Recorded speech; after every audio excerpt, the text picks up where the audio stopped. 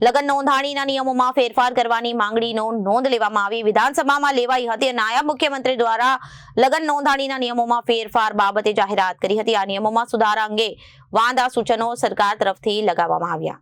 લગ્ન નોંધણીના નિયમોમાં ફેરફાર કરવાની માંગણીની નોંધ કરવામાં આવી વિધાનસભામાં લેવાઈ નાયબ મુખ્યમંત્રીના લગ્ન દ્વારા નોંધણીના નિયમોમાં ફેરફાર બાબતે જાહેરાત કરવામાં આવી। આ નિયમોમાં સુધારા અંગે વાંધા સૂચનો સરકાર તરફથી લાવવામાં આવ્યા। પાટીદાર અગ્રણી અલ્પેશ કથિરિયાએ સરકારના નિર્ણયને આવકાર્યો અને નિયમોમાં સેલ્ફ ડિક્લેરેશન વરવધુના બદલે માતા પિતા સેલ્ફ ડિક્લેરેશન રજૂ કરે તેવી માંગણી કરવામાં આવી। આ ઉપરાંત આ વિધેયક અને શિક્ષાત્મક અને દંડનાત્મક કાર્યવાહી બાબતે પણ જોગવાઈની માંગણી કરાઈ।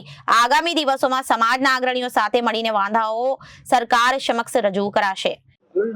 લગ્ન વિધેયકને લઈને કઈ રીતે જોઈ રહ્યા છો નિર્ણય?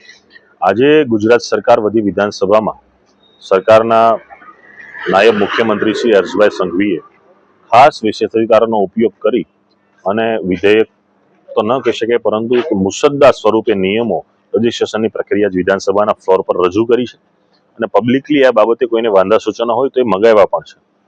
તો આજે જે 4 સ્ટેપની પ્રક્રિયા જાહેર કરી છે, માતા પિતાનું ડિક્લેરેશન અરજદારે આપવાનું છે, સેલ્ફ ડિક્લેરેશન 30 દિવસની પ્રક્રિયા છે, પુરાવાનું લિસ્ટ પણ મોટું કર્યું છે, માતા પિતાના વરવધુના 2 સાક્ષીના વિશેષ પુરાવાઓ રજૂ કરવાના છે। 4 સ્ટેપની જે પ્રક્રિયા છે એને અમે આવકારીએ છીએ અને સરકારે જે સરાહનીય પગલું ભર્યું છે એને અભિનંદન પણ આપીએ છીએ। પરંતુ આનાથી સંપૂર્ણ જે બાબતો છે કે 18 વર્ષની દીકરીઓ થાય છે અને જે પ્રકારે સમાજની અંદર કોઈ એક સમાજની અંદર નહીં સમગ્ર હિન્દુ સમાજની અંદર જે પ્રકારના બનાવો બની રહ્યા છે કે જેના લીધે દીકરી અને એનો પરિવાર હેરાન થાય છે તો એ અટકે એ માટે ખૂબ જરૂરી છે। અને આમાં જે માતા પિતાનું સેલ્ફ ડિક્લેરેશન અરજદાર એટલે કે વરવધુએ આપવાનું છે એના બદલે હું ઈચ્છા રાખું છું અને મને એવું છે કાયદાના એક વિદ્યાર્થી તરીકે કે આની અંદર માતા પિતાનું સેલ્ફ ડિક્લેરેશન હોવું જરૂરી છે, નહીં કે અરજદારનું, કેમ કે અરજદાર તો આપવાના જ છે સેલ્ફ ડિક્લેરેશન।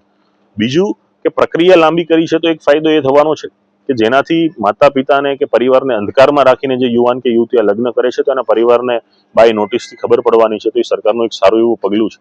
પરંતુ હજી પણ સમજો કે લગ્ન માતા પિતાથી છુપાવીને લગ્ન માટે જાય છે, સેલ્ફ ડિક્લેરેશન પણ અરજદાર આપી દે છે માતા પિતાને ખબર ન હોવા છતાં, અને આવા સમયે માતા કે પિતા વાંધો ઉઠાવે છે તો આ સમયે આ દીકરીની કસ્ટડી કોની, લગ્ન નોંધણી થશે કે રોકાશે, આ બાબતની સ્પષ્ટતા સાથેની વાત પણ થવી ખૂબ જરૂરી છે।